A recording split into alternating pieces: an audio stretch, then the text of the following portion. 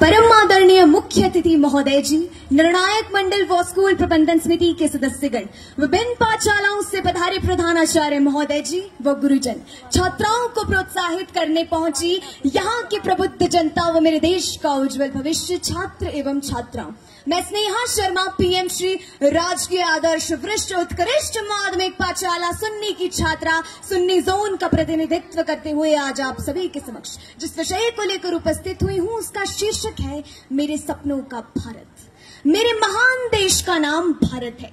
मेरे सपनों का भारत कैसा हो, इसको जानने से पहले भारत के बारे में जानकारी ले लेते हैं। भारत का शाब्दिक अर्थ है जहां सूर्य की आभा हो।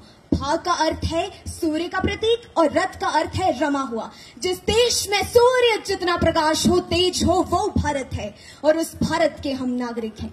हालांकि इसका नाम दुष्यंत व शकुंतला के पुत्र राजा भरत के नाम से प्रेरित होकर पड़ा। मेरे सपनों का भारत वो भारत है जब आचार्य चाणक्य ने धनानंद जैसे क्रूर शासक को परास्त कर स्वच्छंद शासक की नींव रखी। मेरे सपनों का भारत वो भारत है जब कश्मीर से कन्याकुमारी तक वैदिक पद्धति हुआ करती थी। मेरे सपनों का भारत वो भारत है जब चीन के फायान और जर्मनी के मैक्स मूल जैसे विद्वान भारत में आकर दर्शन शास्त्र और वेदों का अध्ययन किया करते थे। महोदय, हम मारना भी जानते हैं और बचाना भी। हमने दुश्मनों के लिए फाइटर जेट्स बनाई, संगीन बनाई, लेकिन जब जिंदगी की सांस टूटने लगी तो हमने नहीं वैक्सीन बनाई और लिख दिया उस वैक्सीन पर सर्वे संतु निरामया, यानी कि ईश्वर सिर्फ हम पर ही नहीं हर किसी पर, सब पर करे दया। अयम निजा परोवेति गणना लघु चेतसाम उदार चरिता नाम तू वसुधैव कुटुंबकम, अर्थात यह मेरा है और यह तुम्हारा। ऐसा भेद केवल भगीरे चित्त वाले लोग ही करते हैं। उदार चित्त वाले लोगों के लिए तो पूरा विश्व ही उनका संसार है।